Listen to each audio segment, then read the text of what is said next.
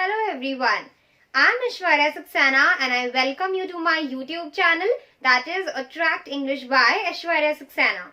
Friends, as you know, currently we are working on a series related to tense and its types.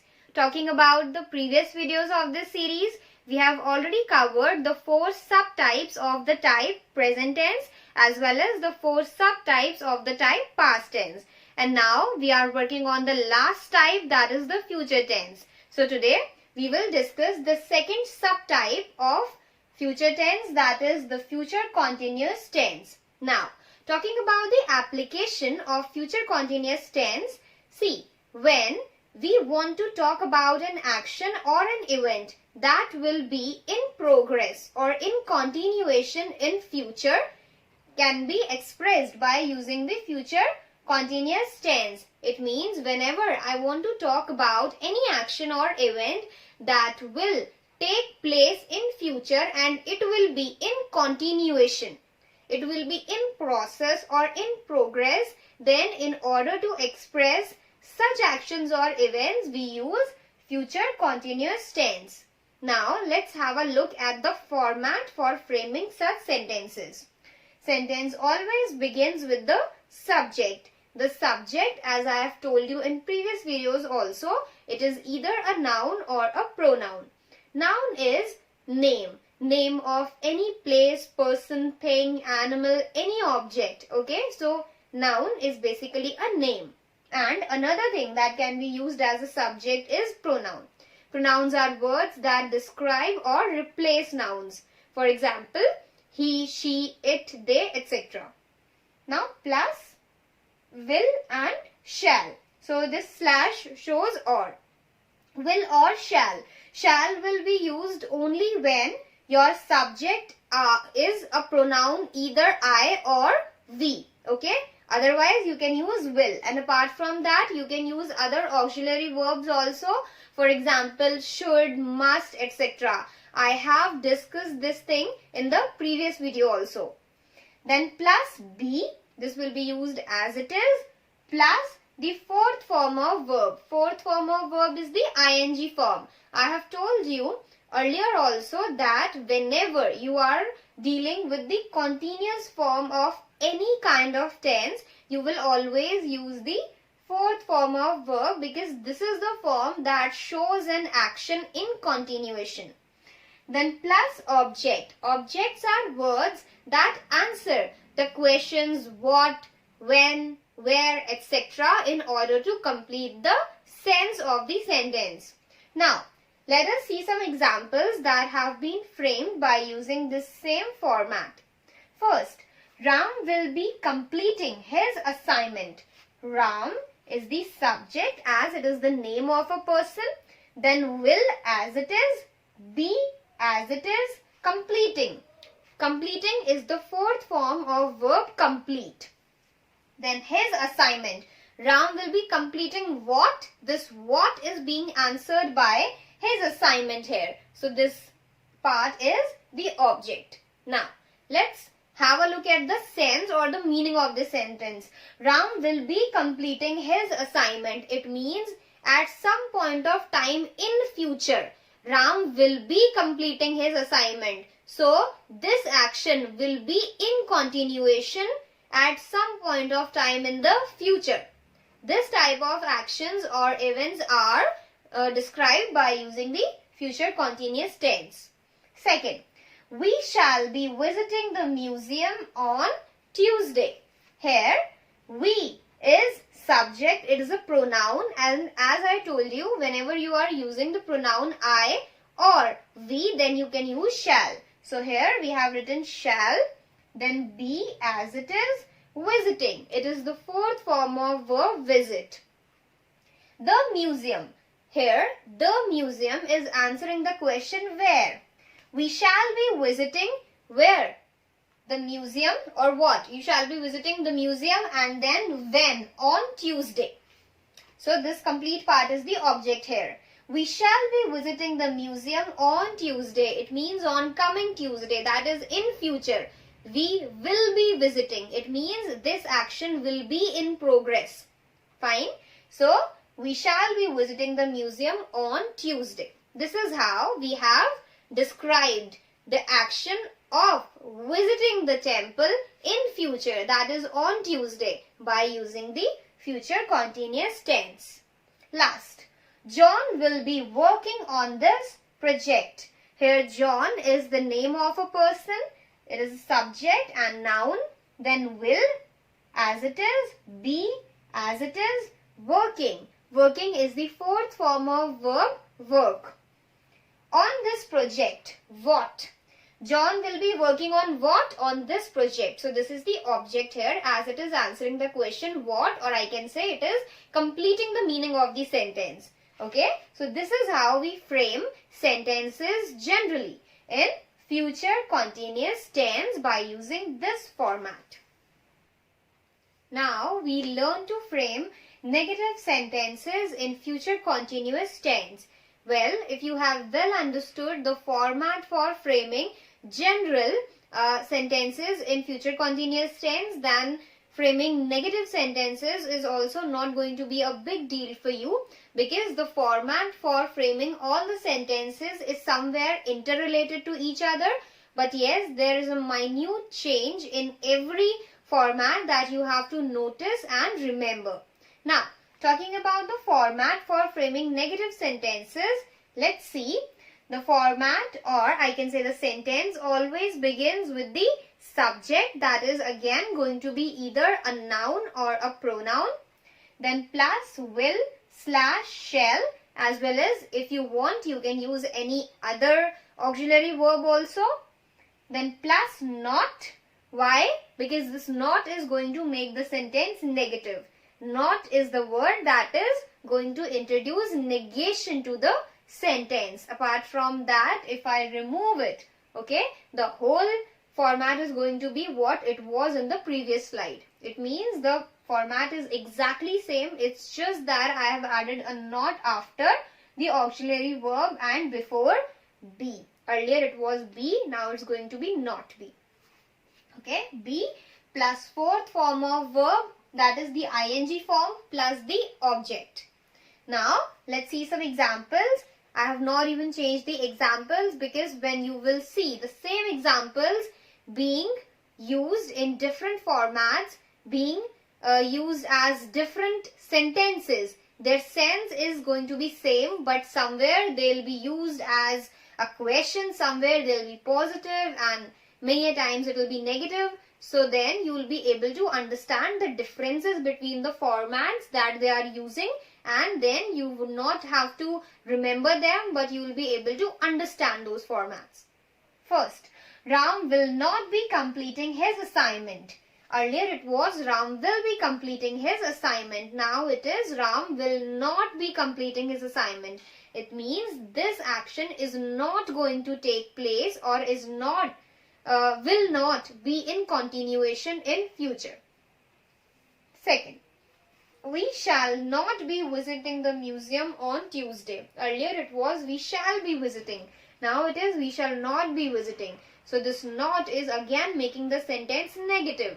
Earlier we were talking about the possibilities of an event to take place, but now we are talking about the possibilities of an event to not take place. Okay, that is not to take place. So we here is the subject. Shall we have used because we have used the pronoun we, as I told you. When we are using we or I pronoun, then we will always use shall.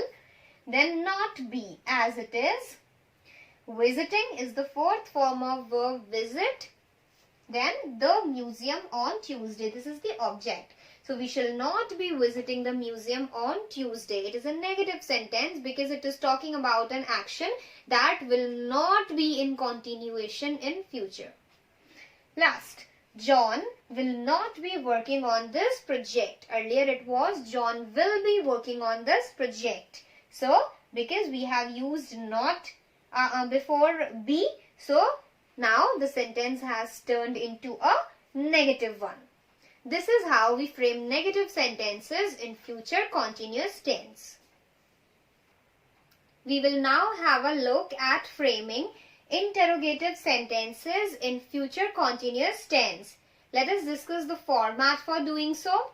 the question starts with the auxiliary verb. Here we have taken will as a general one, okay, as a general auxiliary verb that you can use. So will, then plus subject, as I have told you, it will be either a noun or a pronoun, plus be, this will be used as it is, plus the fourth form of verb, that is the ing form, then plus object and a question mark, since we are framing questions here, okay.